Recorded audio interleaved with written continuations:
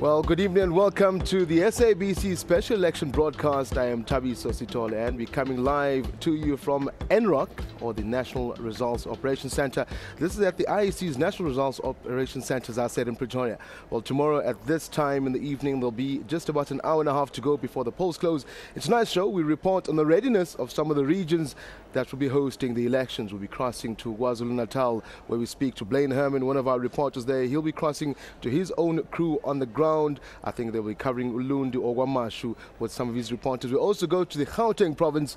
We speak to Nompumelelo Siziba, who will also be crossing to some of the reporters based in the Gauteng region. I know Criselda Lewis, if I'm checking my system correctly, is waiting and standing by. They'll be in Beckersdale. As usual, we welcome your participation in the program. You can do that by emailing us your views, this to elections@sabc.co.za, or you can send us an SMS to 33726. But do remember to begin your message with the word vote, and each SMS will cost you around 150. For tweets, use the hashtag SABC Elections. And for those who prefer Facebook, you can find us on SABC News Online. That's our Facebook page. Like us, then send us your messages. We'll try and use them throughout the show and interact with you at home. Tell us what you think. Tomorrow, election day, D-Day as far as it's concerned. Are you going to vote? You don't need to tell us who you're voting for, but just tell us how you feel as far as the mood is concerned.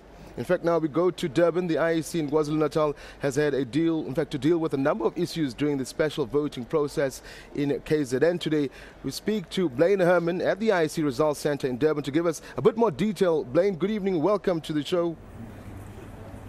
Yeah, very good evening to you, Tabi. So we come to you live from the KwaZulu Natal ROC, the Provincial Results Operations Center based at the Moses Mabhida Stadium in Durban. Well, some voting issues has indeed cropped up today. In Ulundi, political parties demanded a rerun of special votes in that area. That's after a ballot box was found to have been opened overnight. Now, the IEC has confirmed that the incident and also is investigating that incident. Now, political parties there have claimed that the presiding officer refused party agents the right to object. Now, during the 2009 elections, an IEC official was convicted and sentenced to a 5-year prison term for electoral fraud. And now this province is indeed closely watched during elections with vigorous electioneering. Tempers have indeed flared in historical hotspots. But during the campaign trail, we've noticed that politicians try to quell tensions ahead of tomorrow's poll. Now, one of the concern areas is the KwaMashu hostel. It's where we find my colleague Ayanda Mshlongo. Good evening to you, Ayanda. It's an area we're keeping a close eye on, isn't it? What's the current situation there just hours before voting day? Well, good evening to you, Blaine. Indeed, an area that is being monitored very closely by police officials and also the IEC. As you have said, Blaine, this is one of the areas that has been identified as a hotspot, and that was due to the incidents of political violence, intimidation, intolerance in the build-up to the election. We also unfortunately had those incidents of local leaders being killed in this area. I can tell you, Blaine, that in the past month or so, it has been relatively calm and peaceful, and that has largely been to the interventions here by government and also the IEC. Just last week, Blaine, we had a pledge signing ceremony with local leaders here at the hostel and community leaders committing themselves to peace and tolerance, and also committing themselves to spread that message to the community and to their members to ensure that people do have that opportunity to come to their voting stations tomorrow and exercise their democratic right to vote. And since that and the interventions that have been happening here, Blaine, we have seen the area indeed much more calmer. And of course, I don't know if you can see behind me, we have a police. Now, these police are on standby here 24 hours, Blaine, and they have been doing that for the past month, monitoring this area to ensure that tomorrow the elections take place. The IEC has said that the security assessments do indicate that the area is now safe and conducive for an election to be held tomorrow. Blaine. Ayanda, just speaking about police, you attended the final police deployment earlier today. Are you getting a sense that police are confident that this elections will be indeed safe?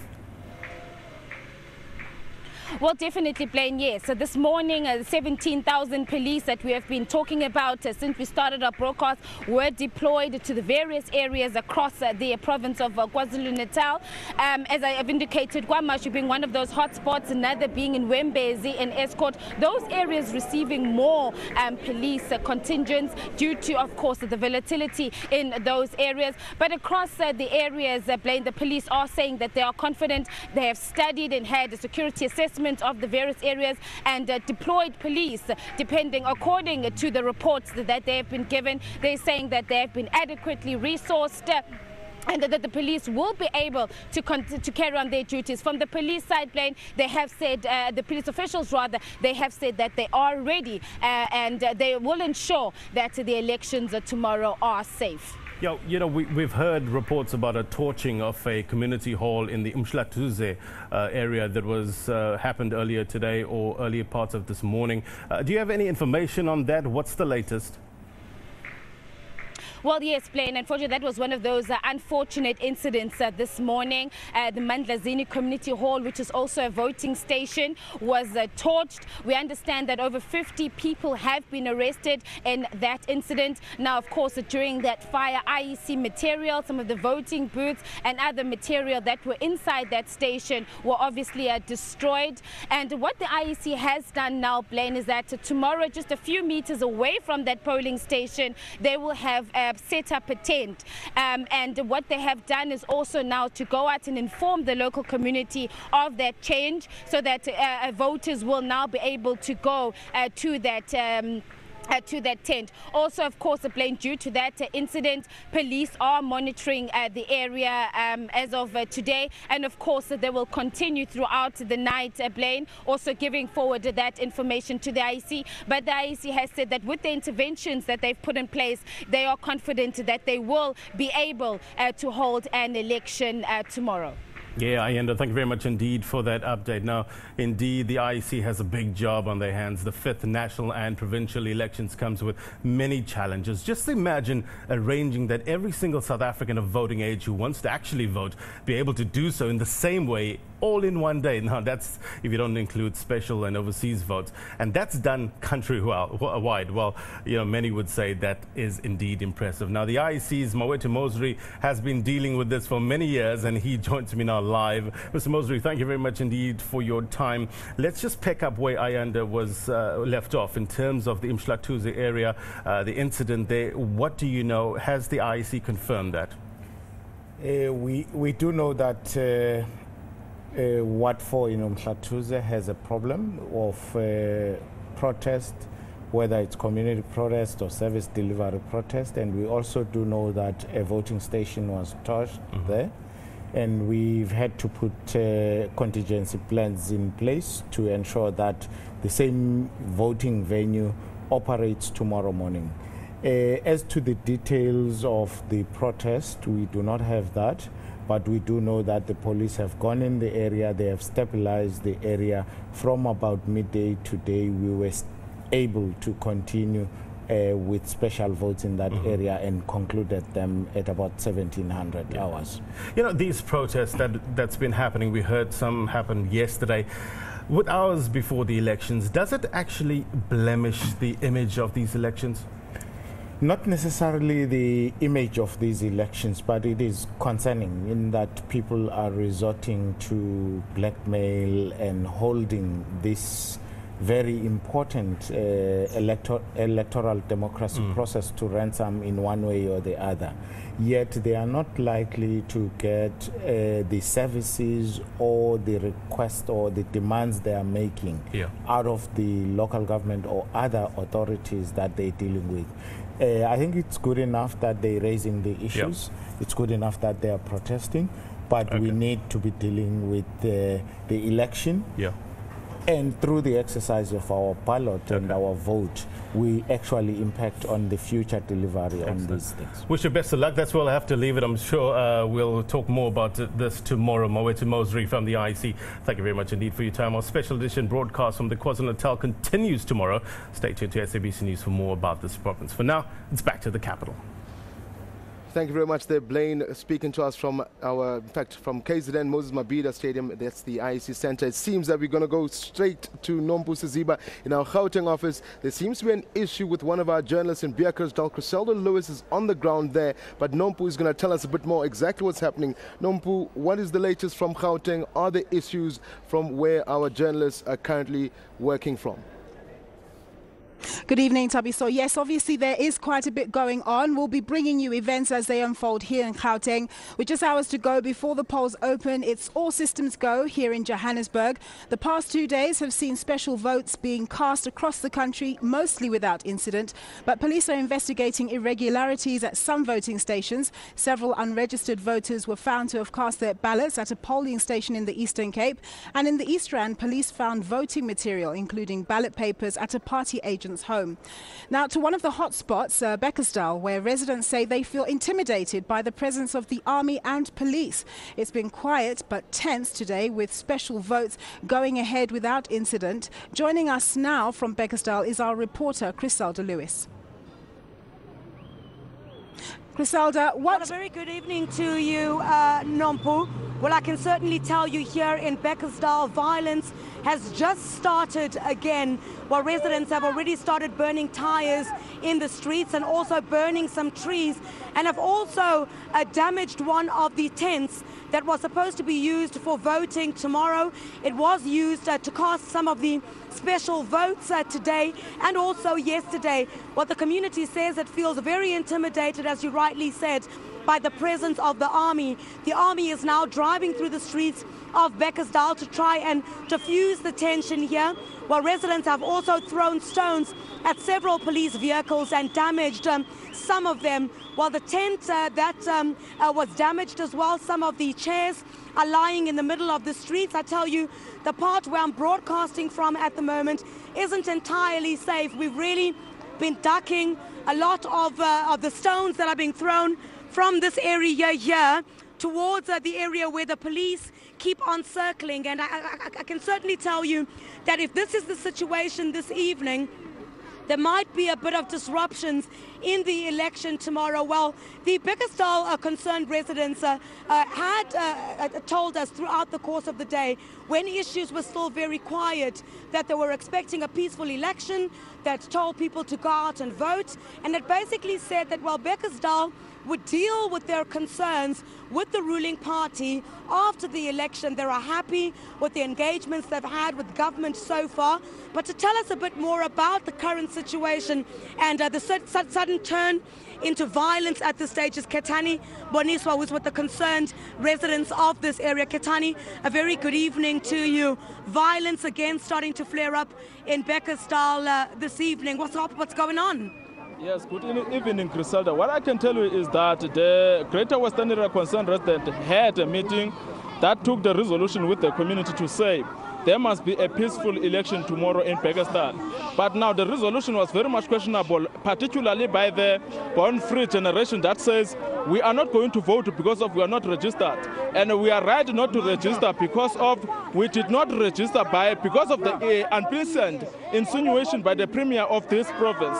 Why didn't they make an alternative day for us again so that we may be able to vote for the first time? And also, why didn't... But who's responsible for the violence then? Because you said that the election would be peaceful. Who's responsible for the violence? We've seen tyres being set alight. One of the IEC tents, as also the voting stations, has been destroyed. Yes, I cannot assure you who is responsible for this, but we don't know. We'll try to investigate, especially as concerned residents. But what I can assure you is that the concern that we heard from the born-free young generations, it is very genuine for us to say we did not register. So how can we let people to go and vote while us we are not going to vote? Why didn't the president instruct her subordinate, which is Nomvula Mukonyana, to come and ensure that he's apologizing in these members of this community? Because Nomvula Mukonyana insulted our mothers and fathers. We cannot understand that until the president instructs her, because she's arrogant and she's not willing to do that. But certainly the destroying of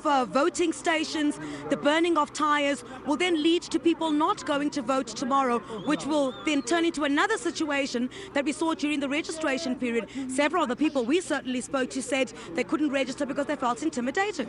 Yes, I can assure you that the Greater Western Area concerned residents were not oblivious about this situation, that there will be such a situation. But what I can assure you is that we don't condone this situation. But however, we'll see. I cannot prophesy that the situation will be like this tomorrow.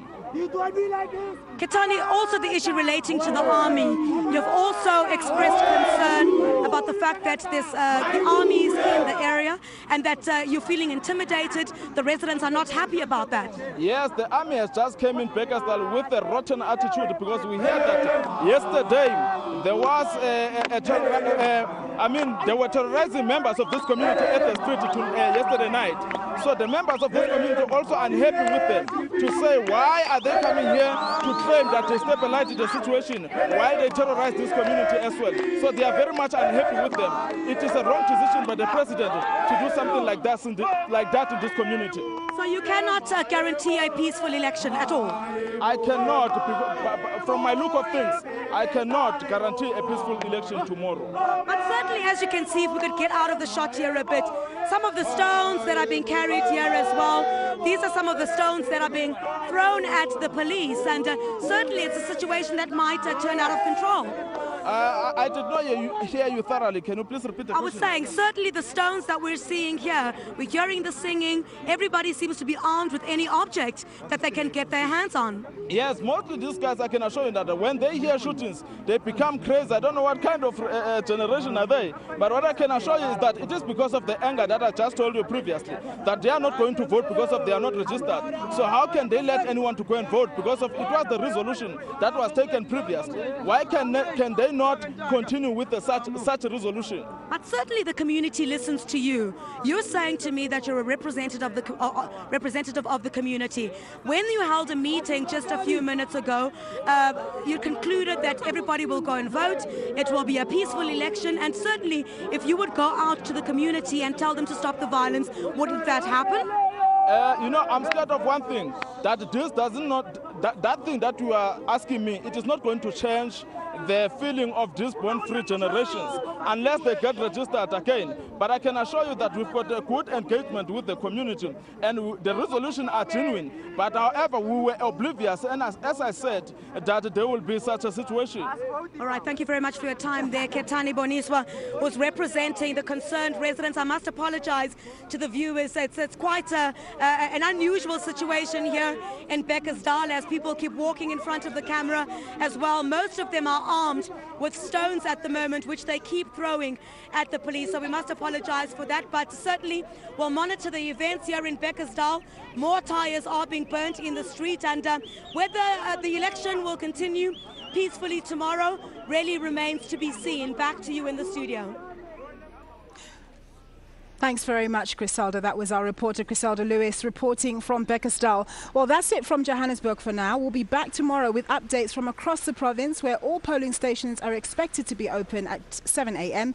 Just a reminder that you're not allowed to take selfies when you cast your vote. It's back to you, Tabiso.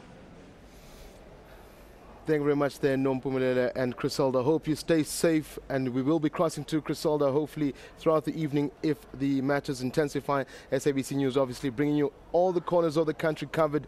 If it happens, we will be there. We will bring it to you right at home. Right now we take a quick break. When we come back, we'll be looking at some of your social media comments, and hopefully, if nothing else perturbs our reporters and journalists across the country, we'll be crossing to them. Stay tuned.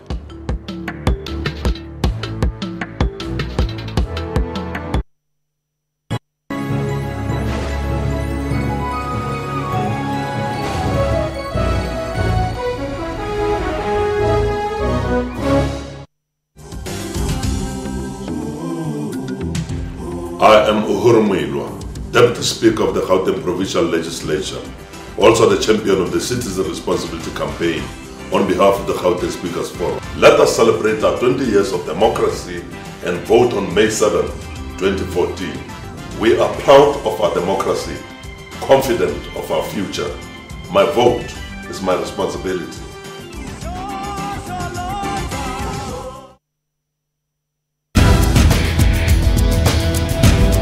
Gaming enthusiasts, including us here at Network, indulged in over 80 exhibits that included the Xbox One and Nintendo. Visitors also got to try our PlayStation 4 computer entertainment system, which was unveiled at Rage 2013. I just came here to see the Xbox One and the PS4, see which one I'd buy.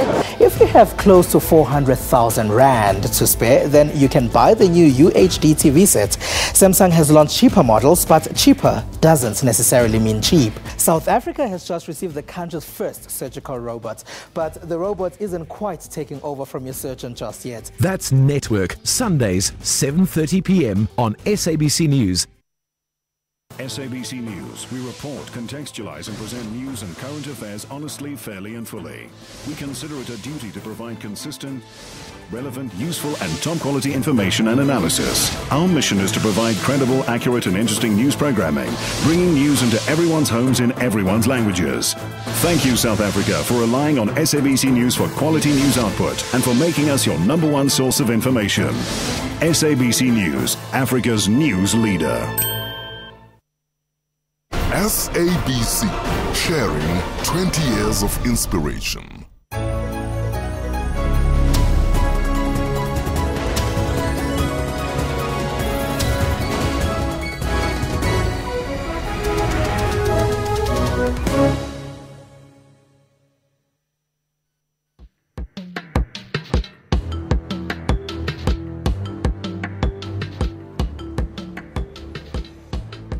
Welcome back. You're still watching SABC News, a special election broadcast. Right now, we're going to take a look at some of your tweets, some of your comments, and as far as what you've been saying on social media. We start off with the one coming from Sanlisi, where Lutuli, I think that's what's supposed to read.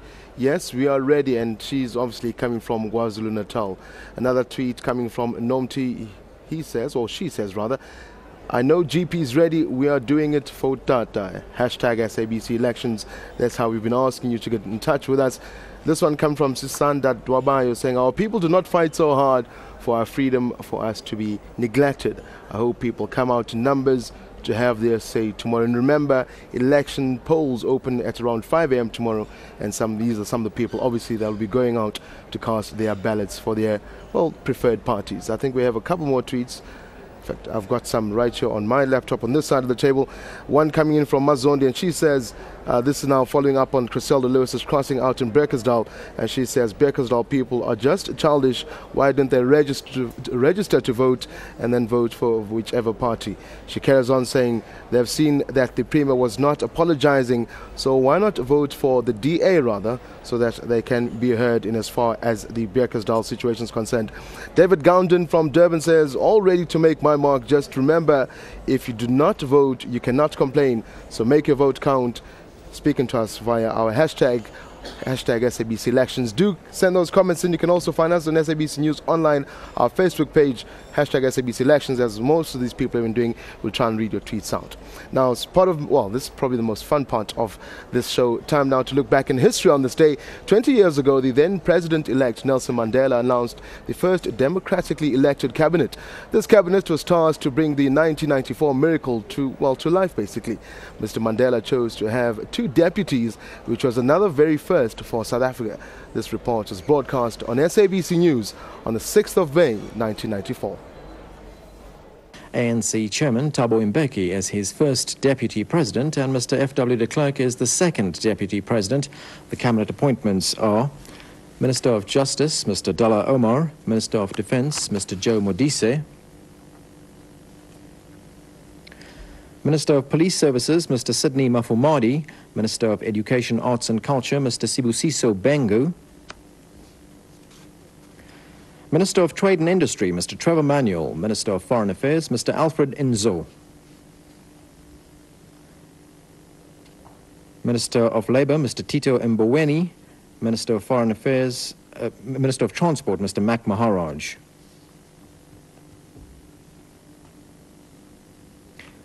The Minister for Provincial Affairs, Professor Kada Asmal.